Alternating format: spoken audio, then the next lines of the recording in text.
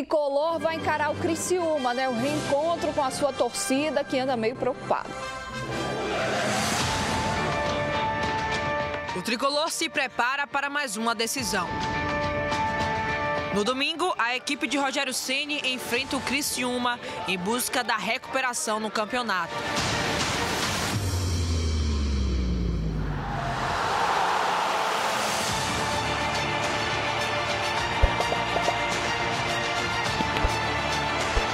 Nós precisamos de postura, precisamos de acreditar. Não se escondam. O momento é de pressão. Os recentes resultados deixaram os torcedores na bronca. Mesmo já esperado por Ceni, o momento de oscilação preocupa. Hoje o nosso meio-campo praticamente não existiu. E o meio-campo nosso é o temor do time. Se o meio-campo não consegue competir com o adversário, logicamente não vai conseguir municiar a frente.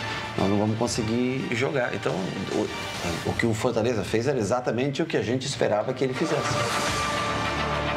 O jogo será na Fonte Nova, lugar onde o adversário Criciúma nunca venceu uma partida. Em 11 jogos disputados, foram 6 vitórias para o tricolor e 5 empates.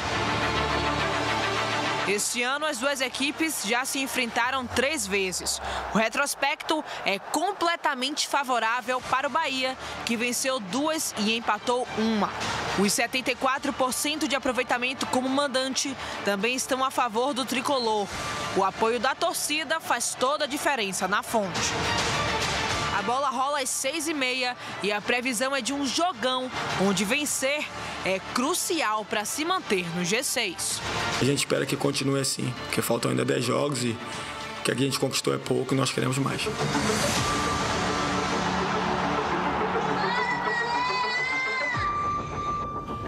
Vamos nessa, vamos falar desse Bahia e Criciúma, jogo bom para o tricolor tentar aí se reabilitar, né? Em casa, mostrar um bom futebol, fazer como fez contra o Atlético Mineiro, né? É aquele Bahia que a gente quer ver. Não aquele Bahia cerveja sem álcool, né? Não. Foi aquele futebol cerveja sem álcool. Insosso. Não dá. Tem que ser aquele futebol que a gente viu contra o Atlético, que apesar de que no primeiro tempo não teve gols, mas o Bahia esteve também bem no primeiro tempo contra o Atlético. No todo, o Bahia jogou bem naquele jogo. E o resultado veio como nós esperávamos. O Bahia fez gols, precisa isso. Isso que a gente reclama, é isso que a gente cobra. Porque o time tem um dos melhores ataques do futebol brasileiro. E o bom, que toda vez que eu chego aqui, é para ser redundante, mas tem que ser. Eu falo.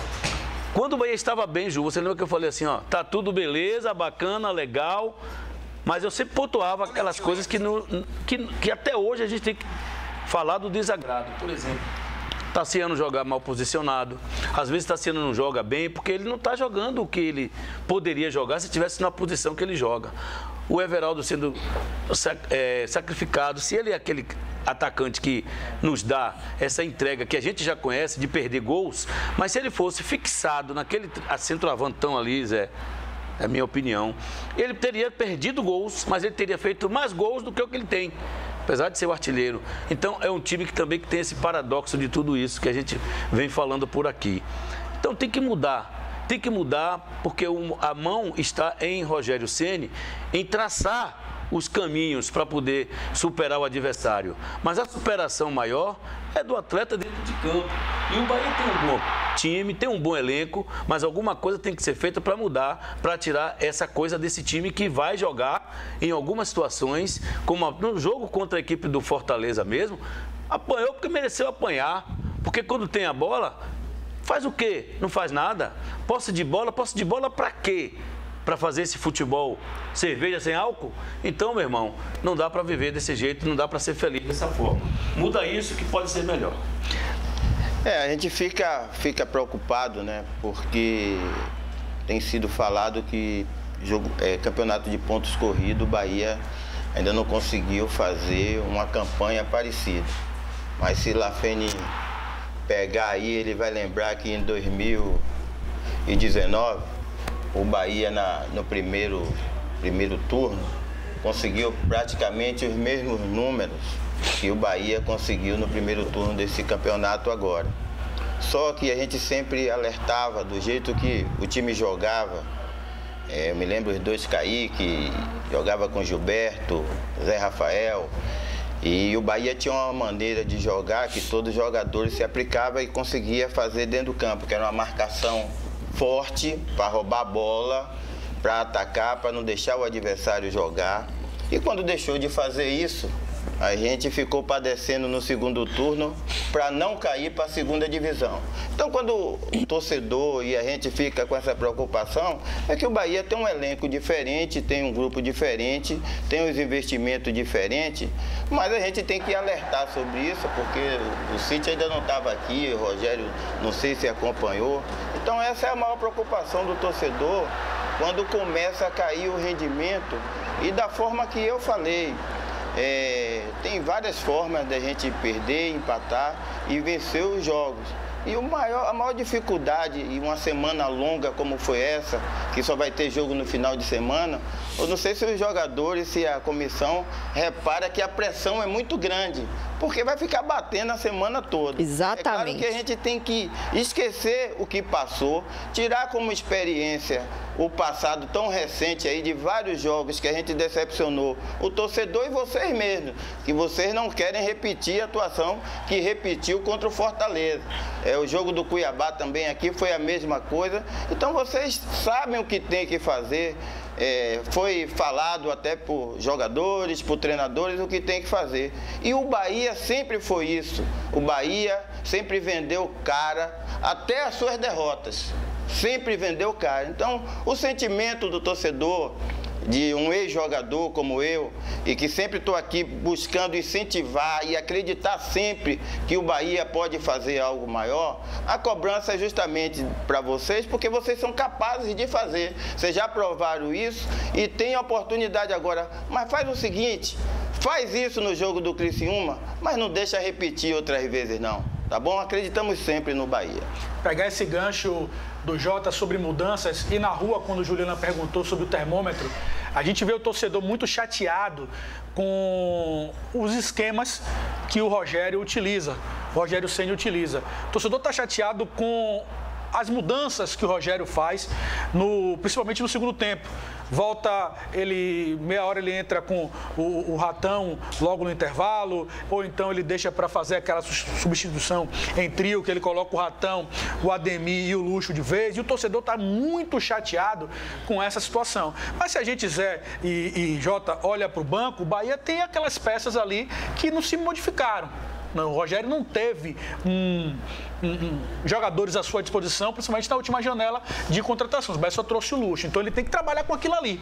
Mas o torcedor está chateado, ele pediu, claro, essas contratações que não vieram. Então o Rogério vai precisar terminar a temporada com o que ele tem. Se ele utiliza o Tassiano como centroavante, se ele prende ali o Everaldo para marcar, né, os pontas do time adversário. Se o Cauli não está em um dia, uma tarde, uma noite inspirada para criar essas jogadas, como esteve contra o Atlético, que você citou, Jota, e aí saíram os gols, principalmente, mas contra o Flamengo pela Copa do Brasil, o torcedor até essa semana falou sobre isso, sobre essa chateação do merecimento, talvez, de o Cauli esteja já precisando de um banco de reservas. Mas aí a gente pergunta, Zé, e o torcedor, você que esteve em campo, quem o Rogério pode utilizar ali naquele meio? Ele tem quem? Ele pode, talvez, ali, o Borducci vindo jogar de lateral e o Juba, que já jogava como meia lá no Sport, trazer aquela jogada ali que é forte com o Jean Lucas. Enfim, o torcedor está chateado, o torcedor quer que o Rogério crie novas táticas para que dentro dos jogos difíceis, como foi contra o Flamengo, como foi contra o Fortaleza no último sábado, o Bahia possa, mesmo atrás do placar, tentar buscar um empate e, quem sabe, virar o jogo, que não é o que eu espero que aconteça contra o Criciúma. Eu acho que o Bahia vai fazer um jogo mais tranquilo contra a equipe catarinense. Mas eu acho que o Bahia, apesar da reclamação, é pertinente. Na segunda janela, o Bahia deveria ter contratado. Já não contratou tanto lá na primeira janela. Sim. Né? E nem na segunda. Então, ficou realmente devendo isso aí.